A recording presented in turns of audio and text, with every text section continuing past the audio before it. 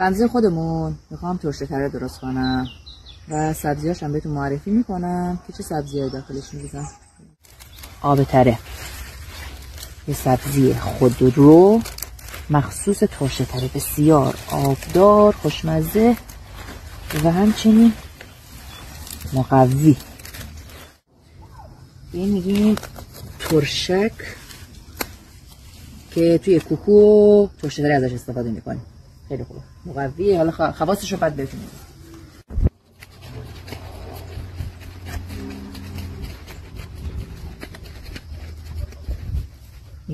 ایشون هم خانم جعفری هستن که خیلی نه به اندازه ازش استفاده میکنه، باید باشه.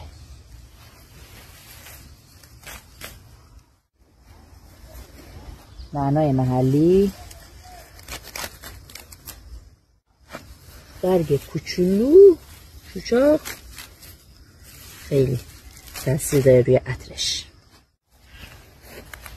یه چیزایی که از بهار اینجا در اومده، دونش اینجا ریخته بود، بهار اینجا باغ سبزی بود، اینجا قشنگ رشد کرده. اینا رو میکنم.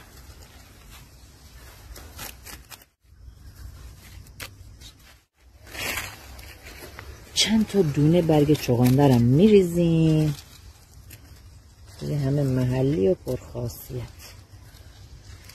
با عرض پوزش اسم ایشون رو نمیدونیم، ما بهش میگیم تیغ تیغی، ولی خیلی خوبه. میدونم خاصیت داره، میدونم خوشمزه است، ولی تیغ تیغیه. و ایشون خانم بیبی اسفناج هستن، خیلی هم بیبی هستن. اسفناج هرچی بیشتر باشه توی ترش داره خوشمزه تر. یک عدد این میگیم گزنه یا به زبان گلگی گرزنه. این قند رو میاره پایین، برای چربی هم خیلی خوبه. یه دونه اشکال نداره داخلش. حالا به اینجا سبزیامو نشون بدم. از خودم بگم این یه ترکیب عالیه برای چی؟ یه ترشه تره گیلانی اصیل. و میپزم بهتون نشون میدم.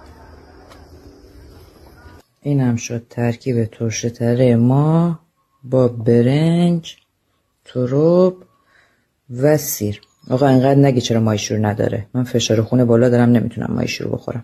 باشه شما بخورید، نوش جانتون.